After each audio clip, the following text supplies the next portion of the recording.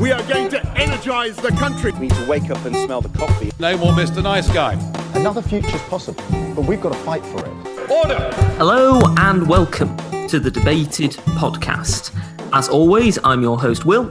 And in this episode, I'm delighted to be joined by Sandy Hore-Ruthven, who is the Green Party's candidate for next year's Bristol Mayoral Election. Welcome to the podcast. Hello. So the first question that I like to ask you, Sandy, is what made you decide to stand as the Green Party's candidate for Bristol, the mayoralty of Bristol? So I'm passionate about two things. One is the environment, but also second is social justice. And for me, the Green Party brings those two things together in a way that makes sense and doesn't play one off against the other. So I think also being a mayor is a very practical post. It's unlike an MP where you're debating big ideas, and unless you're in government, you don't have a huge amount of power. It's really important that actually we start to build the new world that we want to live in our cities. So by combining social justice and environmental justice, we can make our cities more livable places for people and better for the environment. And there are all sorts of examples like building more local and renewable energy. Not only does it reduce our carbon emissions, but it is good for local jobs and creates cheaper electricity for local people too. So that's a really good example of how it meets social, economic and environmental targets. And really, as mayor, I'd like to be able to put those things into practice. Now, of course, your manifesto hasn't come out yet. It'll obviously come out sooner to the election. But just briefly, what are your main priorities going out into the campaign? What do you want your campaign to be about? So I can tell you that there are three things. The first is transport and sorting out our traffic problems and cleaning up our air. The second has to be housing, and the third is going to be around the economy and jobs. Now, obviously, coronavirus throws all of these things up in the air. So as we get closer to the election, we're going to have to see what the situation is. But Bristol suffers from some of the worst congestion, some of the dirtiest air, and the amount of traffic that we have in the city means that actually business doesn't do as well as it could because people are stuck in traffic all the time. So investing in more bus lanes in the long term. I appreciate now public transport isn't a priority because of COVID, but in the long term it will be. Investing in really good walking and cycling routes and pedestrianisation is going to be key as well. And that way we know that business flourishes, we know that it creates jobs, cleans up our air, and makes our city a more livable place. So that's transport. The second thing is housing. We have an overheated housing market, even in the pandemic. There's not enough houses and we need to build more. And my priority is not only to support the private sector to build housing, but actually to build more council housing. We committed to building 2,000 new council homes just before the election was cancelled, and that's something that I will stick by.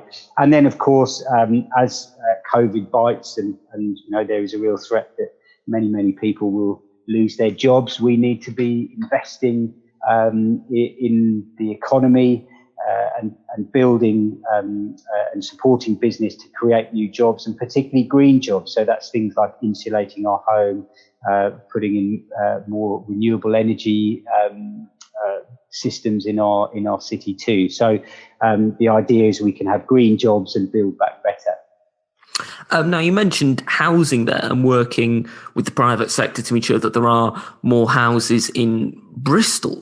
In that regard, would you want to make sure that the people that you're working for understood that the houses had to be as climate friendly and as ecologically friendly as possible. And how would you make sure that they were, aware of that and understood that in terms of planning where to build the houses and what sort of materials they would use? Yeah, so absolutely, of course. And we know that modern housing design, modern materials can be far more environmentally friendly than in the past, and I think a lot of developers are starting to realise that. But in Bristol, there is a sort of partly owned council company that we would start to use. It's called Gorham Homes. It uses council land to build private sector partnerships with housing builders, and when you're in partnership, you can insist on enough social housing and affordable housing, but also you can insist on environmental standards too. Alongside that, we can add in new planning guidance as well. But, to a point, living in this sort of market system that we live in, we have to understand that house builders want to make a profit too. Currently, I think many of them make a little bit too much, and we ought to use some of that to make our buildings both more affordable and more environmentally friendly. And that's what we would look to work with private developers in order to achieve that. You also mentioned jobs there as one of your priorities. What kind of more green jobs and green sector jobs would you be looking at that you would try to encourage? Do you have any particular industries in mind that you'd like to promote? So there's nothing specific, I suppose. So one of the key things that we would want to do is to start to insulate all of the council homes. It's the best way to save money for those who are poorest on the electricity bills and reduce carbon. And we reckon in order to insulate all of the council homes, we're creating up to 10,000 new jobs in the city over the next 10 years. So that's clearly one thing that we can do. Bristol is also a hub of green tech. So we have 3 universities here, a number of big renewable energy companies. And our job will be to support those startup companies. There are spaces in the city where we can support newly formed companies to scale up and give them advice. Many of the small and medium-sized enterprises in the city that I speak to often say they want to go green, but it takes a lot of work to look at your supply chain, to look at your the materials or the ingredients you're using or whatever. But actually, many of them can learn very quickly from each other. And I've been part of a number of meetings to bring small and medium-sized businesses together so they can learn from each other. And a very good example just down the road for me is an independent bakery. They've done a whole load of research on how they can get everything from their milk to their dough to even their electricity from an environmentally friendly source, and they're really willing to share that with other companies too, which means that you can spread out that knowledge and that understanding throughout business in the city, and that's something that I think the council should be doing more of, because actually a lot of businesses in the city want to be green. But often it's just having the time and the expertise to do that. And I think that's the role that the council can play in supporting green tech, insulation and small enterprises to go green. Now, of course, Bristol this year very recently hit the headlines when the statue of Edward Colston was pulled down during Black Lives Matter protests. If you're elected mayor, how would you engage with people in Bristol who want to see more done to deal with Bristol's past associations with slavery and to move forward from that in a progressive and a cooperative way? Yeah. So I'm absolutely, it's something in my working life, in my day job, I run a large youth charity that works with 10,000 young people each year. We've got 150 staff. And, one of the key things that we do is to work alongside the Black community to make sure Black young people have the best start in life. And at the same time, I'm very privileged to work with one of my fellow Green councillors, Cleo Lake, who has been campaigning. She was Lord Mayor of Bristol a couple of years ago, and she has been campaigning for her whole life to both legally take down the Colston statue and to put in place a proper museum of the enslaved African people, to raise awareness of the issue. And so it's something that Greens have been working on for a long, long time in this city. And the tearing down of the Colston statue, whilst I don't agree with the way it's done, has really started the debate. But, where we are now, we're 6 months on from that. The plinth is still empty. Many of the Black community are feeling frustrated that the plinth is still empty and very little is actually being done. So on the plinth itself, I've proposed right from the start that it should be almost like the fourth plinth in Trafalgar Square, where we can have Bristol artists, and starting with Black Bristol artists, putting their pieces up to tell the story of the whole city, not just the Black community, but the whole city.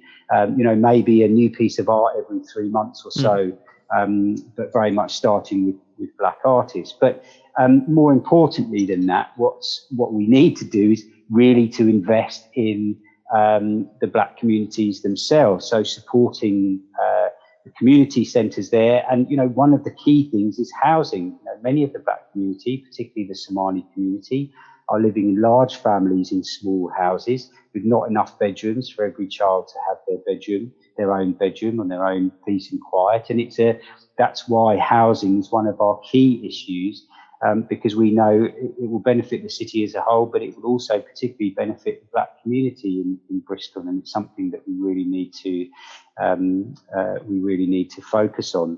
The third thing I would say as well is around education. We know that education is the best out of poverty. It's the best way to help everybody, and particularly young people, reach their potential. But again, in the inner city areas of the city, which is where predominantly where the Black community live, there are not enough spaces in schools. And there's, again, just across from where I live, I'm looking out of my window now, there's an industrial estate which has been earmarked for the last 4 years to have a new secondary school built on it. It was due to open this year, but there's no sign of even a bulldozer, let alone planning permission. And so pupils from the inner city are being crammed into existing schools, which means it will put down the quality of our education. So again, the Black community and all of the more disadvantaged communities need investment, and that's something that we would look to do if I became mayor.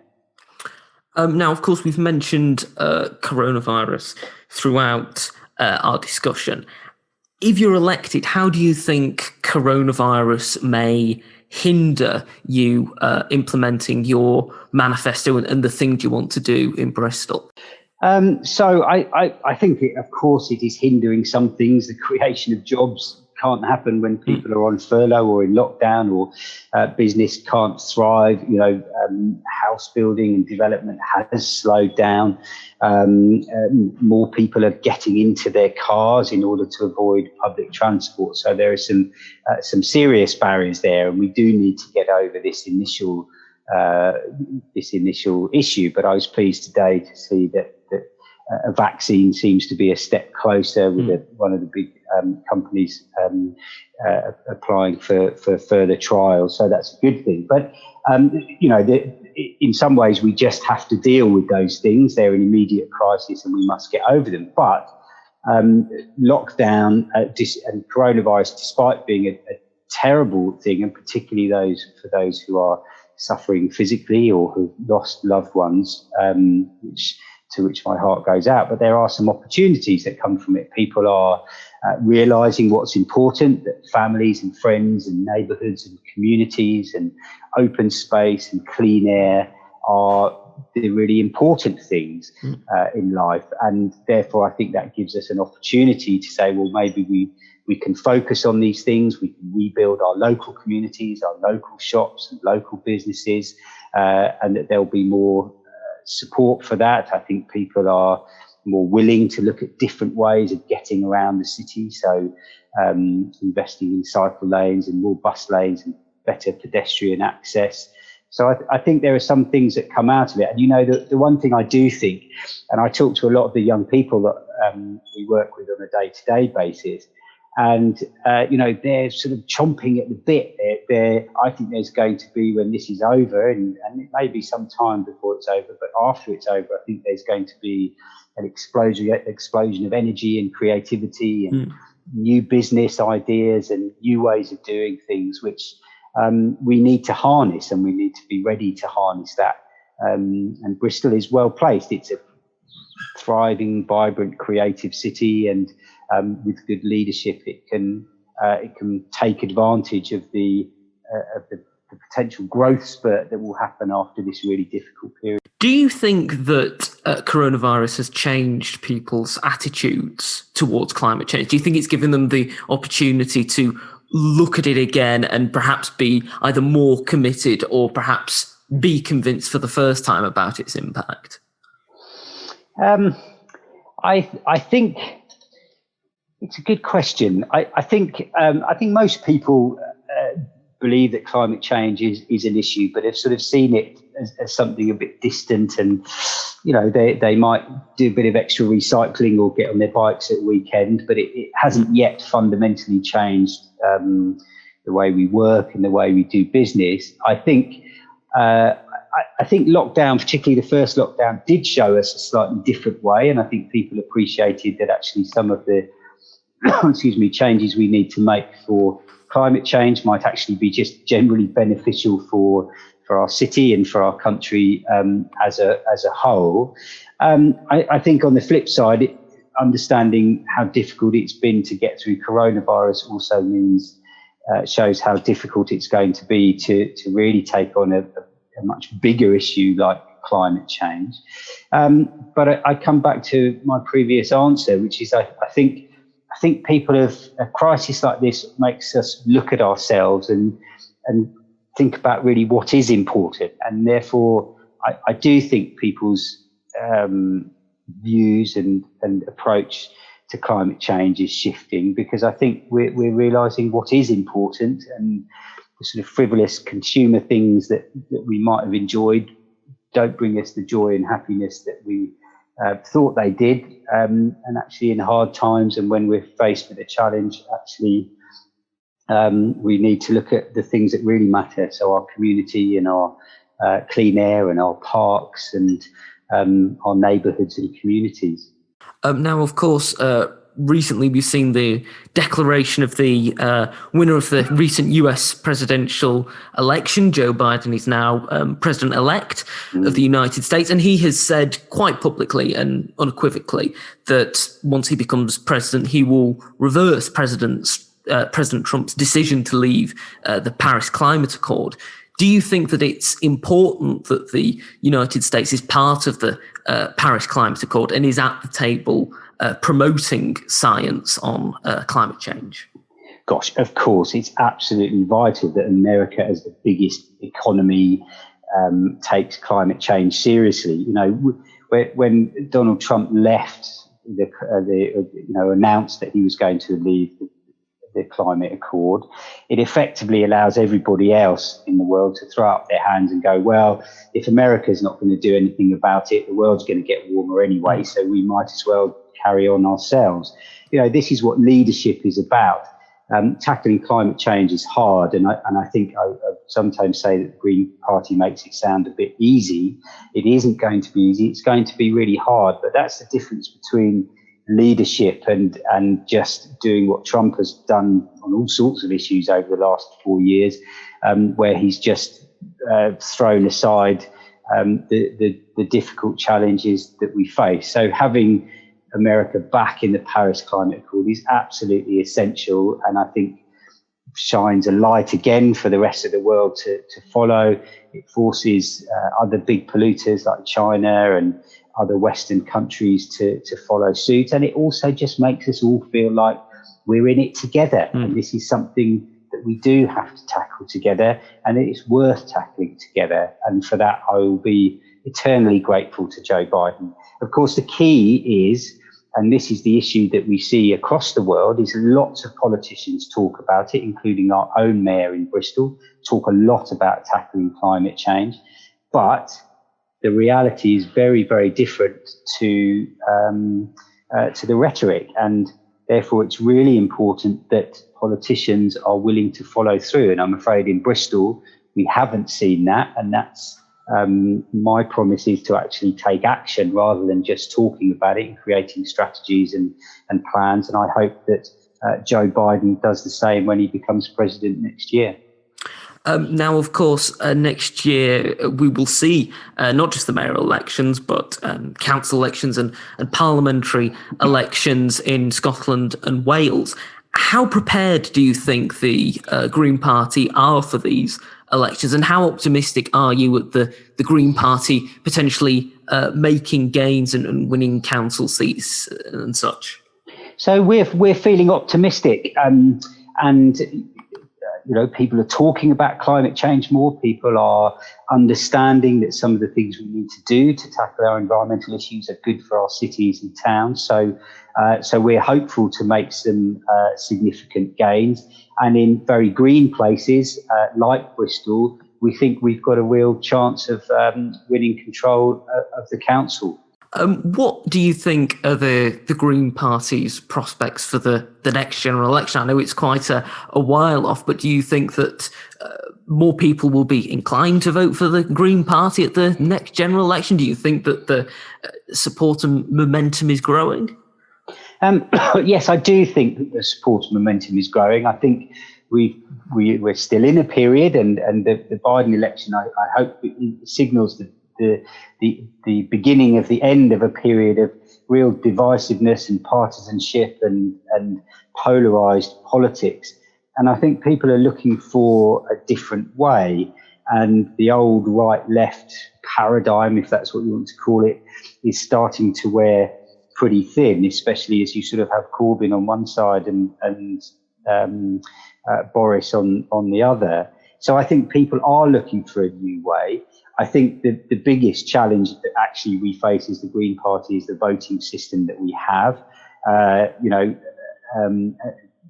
The first past the post system means that almost everybody makes a decision to keep the other guys out. So they vote either for Conservative or the Labour Party, which squeezes out smaller parties like the Green Party.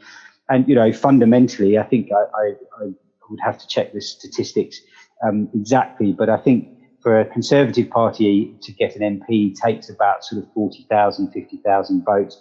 But for the Green Party to get our one MP, it takes 1 million votes across the country. So at the moment, the system isn't fair. The system doesn't represent the voting patterns of the people of the country. And I think if we change the system, then that's when we would see smaller parties like the Green Party doing much better, because I think people want to vote with their heart. They want to vote Green. This is what we hear on the doorstep. But when it comes to a general election, they fear the other party, so vote either Conservative or Labour. I think that will be different in local elections, because I think people are seeing Green Party councillors working hard in their communities already, and I think I think the Green Party is set to do well again, like we did last time. Now, you mentioned partisanship there and perhaps a move away from it. And of course, this has been mentioned for many years, but do you think that the prospect of a pact or some sort of arrangement between the Green Party and the Liberal Democrats and the Labour Party could be something potentially beneficial for the future, whether on a local or a national scale, or do you think it would be better for the Green Party to stay on its own as such? Well, look, I'll give Bristol as an example. We work with other parties all the time. And in Bristol, I've promised to have a rainbow cabinet. So if I win as mayor, I would have a cabinet of councillors that would represent all of the parties that were voted for in the local election. So it is already happening locally, but I think until the Labour Party is the dominant party on the left wing of politics, until they are willing and until they understand that they're not going to get significant parliamentary majorities without working with others, I think we're a little bit stuck. The Green Party and the Lib Dems have offered for a long time to work alongside the Labour Party, but the Labour Party has believed that it can do it on its own. But we've had 10 years now of a Conservative government. They've got the biggest majority they've had in a long, long time. And currently there's no sign of them losing power. So I think it's incumbent on the Labour Party now to start looking at itself and how it works with others. Because frankly, at the moment, the Green Party doesn't have the power to do that, but we're very willing to work with them if they were willing to offer. We're coming towards the end of the podcast. It's been great to speak to you, Sandy. And I've got one final question. As we've obviously been discussing, coronavirus has affected our lives completely. And currently in England, we're in a lockdown. When that lockdown lifts, or when coronavirus is in some way resolved, what one thing that you haven't been able to do because of this situation are you most looking forward to being able to do again? Me personally, oh gosh, go out, see friends and have a good dance. I love dancing. But we can't see people from other households, and even when lockdowns eased, you could see one or two people. But we're social creatures. We like meeting others. That's how we gain energy and come up with new ideas and have fun and build community. That's how I do it. And I'm missing being with people, despite the wonders of technology and the fact that it means that we can reduce our car use and all that sort of thing. I think I just miss people, and I like being with people, and I'm looking forward to being with more people when lockdown ends. Well, hopefully it won't be that long till you're back out there dancing again. For anybody who is interested in following your campaign or supporting you, where should they go to find out more information about you and your campaign? So you can look on my website, Sandy, and then the number 4, mayor.co.uk, or just search Sandy and Bristol Green Party, and you should find everything you need. And please do sign up if you're interested in being a volunteer and getting involved, or drop me a line, and I'm happy to answer any questions. Well, thank you once again for coming on the podcast. My pleasure. Thank you for listening to this episode of the podcast. If you've enjoyed it, you can subscribe to us on iTunes, Spotify, Podbeam, and Amazon Music. You can also follow us on Twitter, @DebatedPodcast, like us on Facebook, Debated Podcast, and if you'd like to get in touch with us, whether about appearing on an episode of the podcast or commenting on an episode that you've listened to, you can do so at thedebatedpodcast@gmail.com. Thank you for listening. I hope you listen to the next one.